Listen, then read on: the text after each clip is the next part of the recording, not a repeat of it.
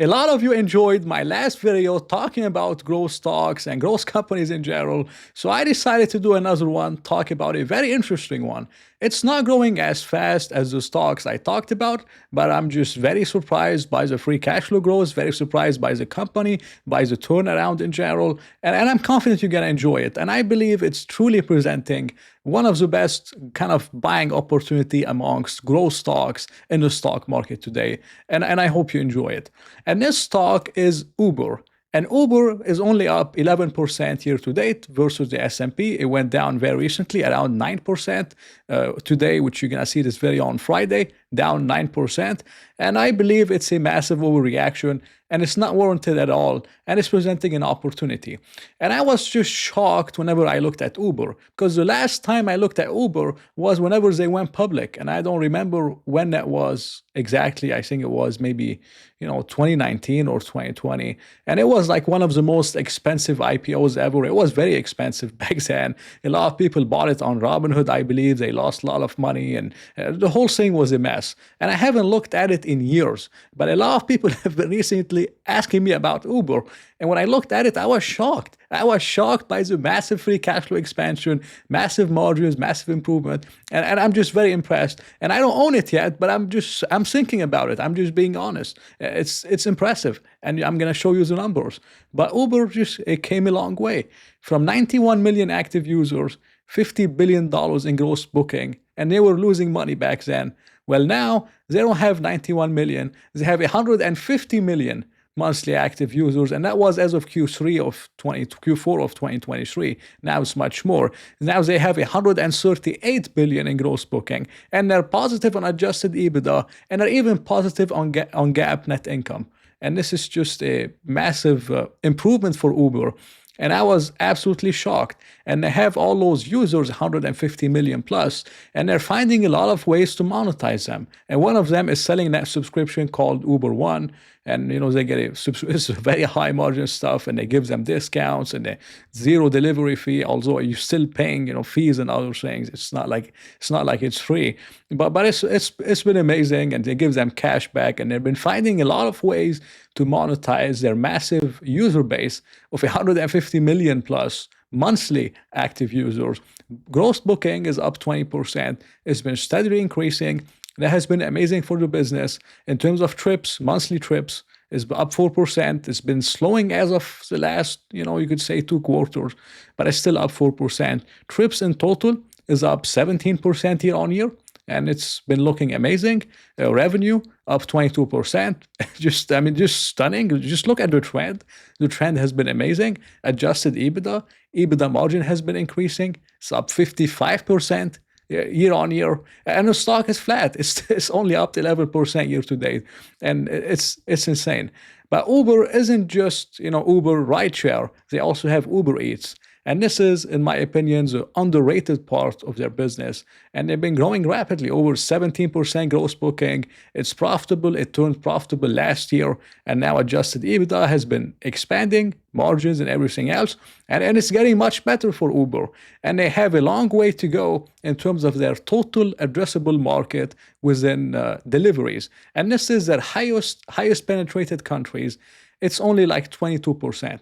Which isn't too much. Their lowest penetrated countries, it's only 7% annual customers or 2% monthly customers. So they still have a long way up to go in terms of taking market share and expanding in terms of deliveries and many different things that Uber has been doing. You look at free cash flow, they were losing money in 2021. They made free cash flow positive in 2022, and it went from 390 million up to $7.7 billion expected for 2025. And this is just, I'm shocked. I'm absolutely shocked. This is a massive, massive improvement.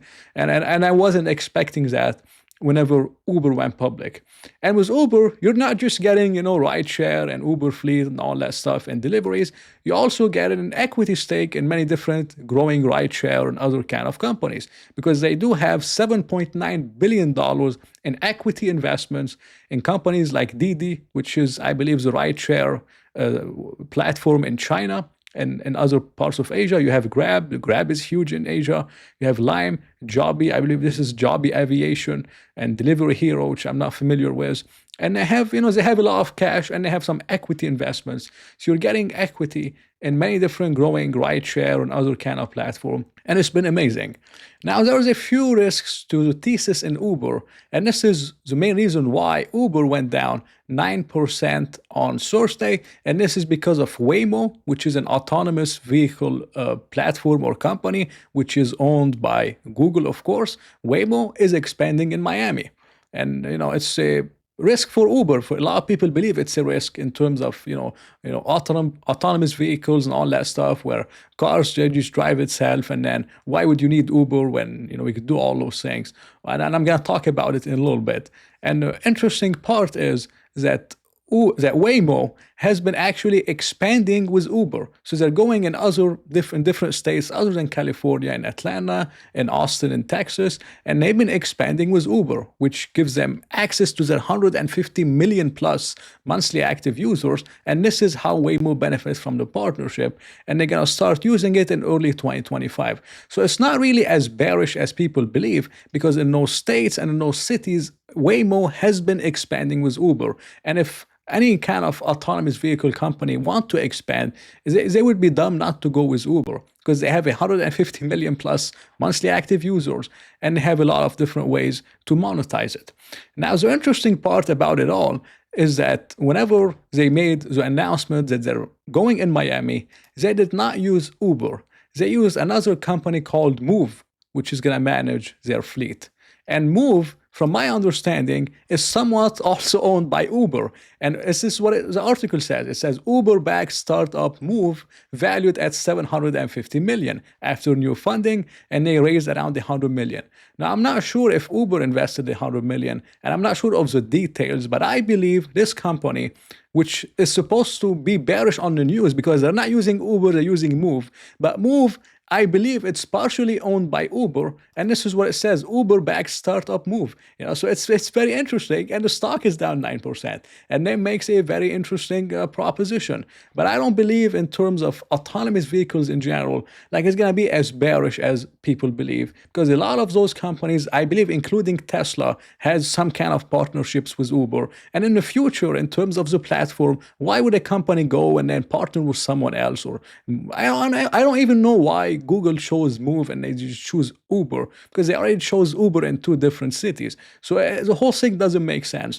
But I don't believe it's as terrible as people believe. I think this is like whenever people say ChatGPT will take over Google, this is the kind of sell-off opportunity you're getting right now, because people are saying that whatever Waymo and all those autonomous vehicle companies, they're gonna kill Uber's business model, and I don't think so. And in terms of Uber Eats, like what's gonna happen? Then the car drives itself to a restaurant, and then the employee goes and then they put the food in the window and it delivers it, and no one goes inside.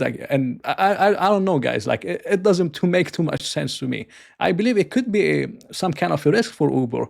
But I don't believe like it's just gonna kill the business model as much as the market cap is going down, and as much as investors are expecting. And there's one more risk with Uber, which is mainly the stock-based compensation. But the good thing is that if you look at the quarterly numbers, free cash flow has been massively, or I should say cash from operations has been massively expanding, but stock-based compensation has actually been going down. So it's improving. It's still a decent chunk of the cash from operations, 438 out of 2.1 billion, but it's getting less as a percentage of cash from operations, and is going down in dollar amount quarter on quarter. And this is very positive, but you just have to know about the stock-based compensation, which I'm not a big fan of. But if you look at where Uber is trading right now, and this is before the 9% drop, because ticker is a little bit delayed. Maybe now it's trading around 19 times. But based on even before the 10% drop, it's trading at 21.5 times cash flow. 21.5 times is cheap for the growth of Uber, for the reach of Uber, for all those users and the future, and the TAM, which I believe they have a long way to go, and they could have something to do with autonomous taxis, and autonomous driving is going to be so profitable for the company. It's insane. And it's trading at 21 time cash flow with a good balance sheet and everything else. I believe this is cheap. I believe this is undervalued. And free cash flow is expected to increase from 6.5 billion up to 12.7 billion 5 years from now to 2028, which is expected to be 19%, 28%, 12%, 15%, so maybe 18, 19% CAGR. And I don't believe this is unreachable. I don't believe this is out of the normal. Like, I don't believe this is impossible, because Uber has just such an amazing business model. They're finally turning profitable near an inflection point, and they enter the inflection point, and they could. It's just a beautiful business model, low capex stuff, and their expenses have been coming down. And there's so much time ahead, and other businesses that can expand to and markets that 150 million monthly active users. So I could easily see 18, 19% CAGR in cash flow. I don't believe this is out of the normal. Now, looking at the multiple, I told you it's trading right now around 20 times. I think this company should be trading around 25 times. I'm just being honest. 25 times cash flow for such growth, for such kind of moat around the users, and how everyone knows Uber. You go to an airport, they have an Uber sign everywhere. I mean, this is just an amazing company, beautiful business model. I don't believe 25 times for such growth would be too expensive. Now we're gonna do a small calculation, very short one, and we take the 12.7 billion, assuming they do get the CAGR of around 18 to 19%, which I don't believe is unfair, and we time it by 25 times cash flow multiple, we get around a $317 billion market cap. The market cap right now is around 140 billion. So we divide it by 140 billion, we get around 126% on the upside over the next 5 years, where I believe this is around a 17 or 17.5% CAGR over the next 5 years, which is amazing with a company that's 150 billion, could return 15 to 17% per year in this market where everything else is trading at 52-week high, and everything else is pretty much expensive with the exception of a few stocks. So for me, looking at Uber, I like it very much compared to other opportunities in the market. I think it could easily double over the next 5 years. It could end up being much, much more in the short term. I think 30 to 40% upside could be over the next year if they do get to 7.7 billion of cash flow, by next year, and we have all that uncertainty around, the autonomous driving and all that stuff goes away, and they trade at 25 times cash flow. This is 190 billion market cap. You divide it by 140 billion, you're getting around 37, 38% potential upside over 2025. So I see a lot of upside with Uber in the short term, maybe 30, 40%. Over the next 5 years, easily 100%. 20 to 21 time cash flow is cheap, and the company could easily grow 18, 19% CAGR in cash flows. They've been doing it. They can continue doing it, and I like it very much, especially compared to other opportunities. So I believe Uber is a buy at this price, and this is just my opinion, not financial advice. I hope you enjoyed it. If you did, please press the like button and maybe consider subscribing. So I'll talk to you in another video.